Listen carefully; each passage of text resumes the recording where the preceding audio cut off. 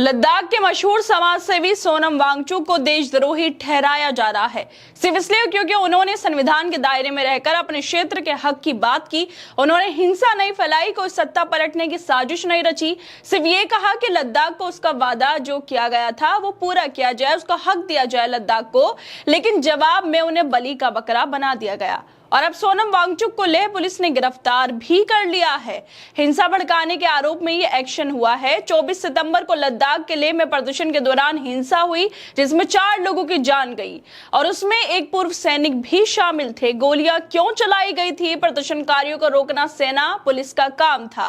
क्या गोलियां चलाना ठीक था लोगों के ऊपर, जिसमें 80 से ज्यादा प्रदर्शनकारी और 30 पुलिसकर्मी घायल हो गए, 4 लोगों की मौत हो गई। इस हिंसा के बाद गृह मंत्रालय ने सीधे सोनम वांगचुक को जिम्मेदार ठहरा दिया। सरकार का कहना है कि उन्होंने भड़काऊ बयान देकर भीड़ को उकसाया और हालात संभालने की जगह एम्बुलेंस से गांव चले गए। लेकिन सोनम वांगचुक ने इन आरोपों को सिरे से खारिज कर दिया। उनका साफ कहना है कि मुझे बलि का बकरा बनाया जा रहा है। इससे हालात सुधरेंगे नहीं बल्कि बिगड़ जाएंगे।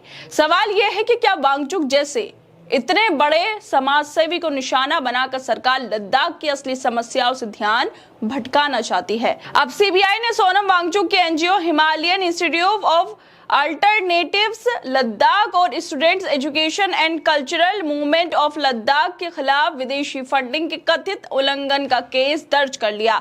उनका FCRA लाइसेंस रद्द कर दिया गया। वांगचुक का आरोप है कि यह सब एक सोची समझी साजिश के तहत किया जा रहा है ताकि उन्हें 2 साल तक बिना जमानत के जेल में डाला जा सके। लेकिन वो कहते हैं मुझे जेल जाने का डर नहीं है, अगर मैं जेल में गया तो देश और ज्यादा जागेगा। और अब उनको गिरफ्तार कर लिया गया। सवाल यह है, सोनम वांगचुक कौन सी गलत मांग कर रहे थे? क्या ये मांग कि लद्दाख को 6वीं अनुसूची में शामिल किया जाए ताकि वहां की भूमि, संस्कृति और संसाधनों की रक्षा हो सके, राष्ट्र विरोधी है? क्या नौकरियों में कोटा मांगना संविधान के खिलाफ है? क्या यह गुनाह है कि कोई अपने इलाके के भविष्य को लेकर चिंता जताए और सरकार से सवाल पूछे? लद्दाख के लोग कोई अलग देश नहीं चाहते, वो सिर्फ अधिकार चाहते हैं जिनका वादा उन्हें किया गया था। जब अनुच्छेद 370 हटाकर जम्मू कश्मीर को 2 केंद्र शासित प्रदेशों में बदला गया, तब लद्दाख के लोगों को कहा गया था कि उन्हें विकास मिलेगा, अधिकार मिलेंगे, लेकिन 5 साल बाद भी उन्हें कुछ नहीं मिला। सबसे बड़ा सवाल यह भी है कि जब इतने दिन से शांतिपूर्वक प्रदर्शन चल रहे थे तो सरकार ने कोई ध्यान क्यों नहीं दिया? अगर सरकार तब सुन लेती, संवाद कर लेती, हल निकाल लेती तो 24 सितंबर की हिंसा होती ही नहीं। लेकिन सरकार चुप रही, सोई रही और जब हालात बिगड़े तो सारा ठीक रहा। सोनम वांगचुक के सिर फोड़ दिया गया। ऐसी बातें लगातार सोशल मीडिया पर की जा रही हैं और जिसके बाद ये सवाल भी है, क्या ये सरकार की नाकामी नहीं है? हिंसा किसी भी लोकतंत्र में स्वीकार नहीं की जा सकती और किसी भी कीमत पर उसका समर्थन कोई भी नहीं करता। लेकिन सवाल ये भी उतना ही बड़ा है कि आखिर लद्दाख में हुए प्रदर्शन में गोली क्यों चलवाई गई?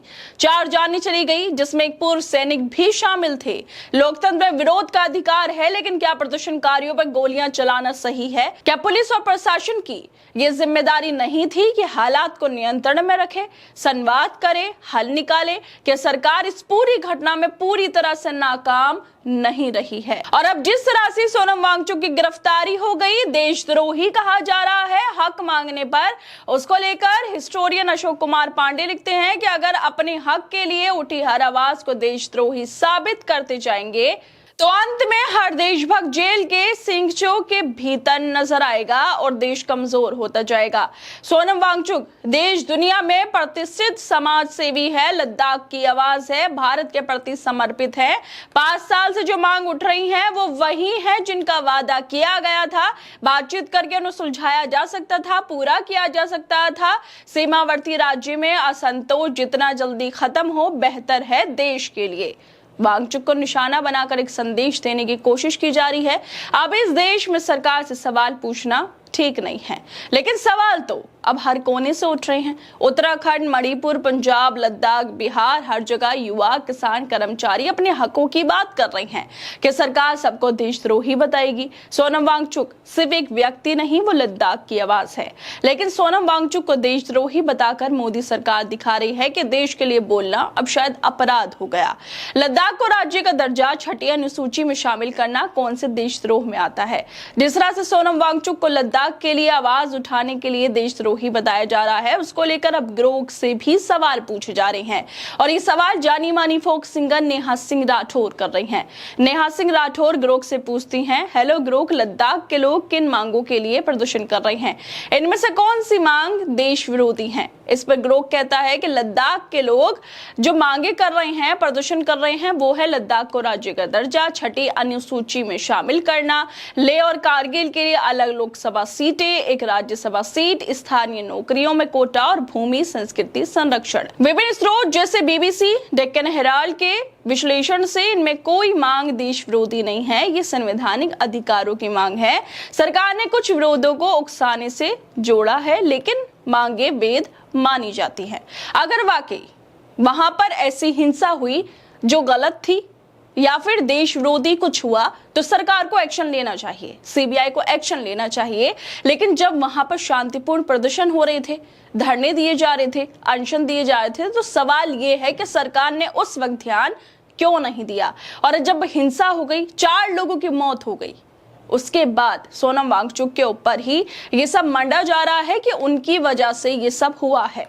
मांग जायज थी, लेकिन मोदी सरकार ने ध्यान नहीं दिया और जब हिंसा हुई तो सोनम वांगचुक को जिम्मेदार बताकर गिरफ्तार कर लिया गया। पहले लद्दाख में प्रदर्शनकारियों पर गोलियां चलाई गई, जिसमें 4 लोगों की जान गई, और फिर सोनम वांगचुक को हिंसा के लिए जिम्मेदार ठहराकर उनके खिलाफ कार्रवाई शुरू कर दी गई। लेकिन सवाल ये है कि सरकार की कोई जिम्मेदारी नहीं बनती। जब लोग महीनों से शांति के साथ अपने हक की मांग कर रहे थे, तब सरकार ने पहल क्यों नहीं की? क्या प्रशासन का काम सिर्फ देशद्रोही ठहराना रह गया लोगों को? हालात बिगड़े तो क्या सिर्फ एक समाज सेवी को जेल में डाल देने से सरकार की नाकामी छिप सकती है?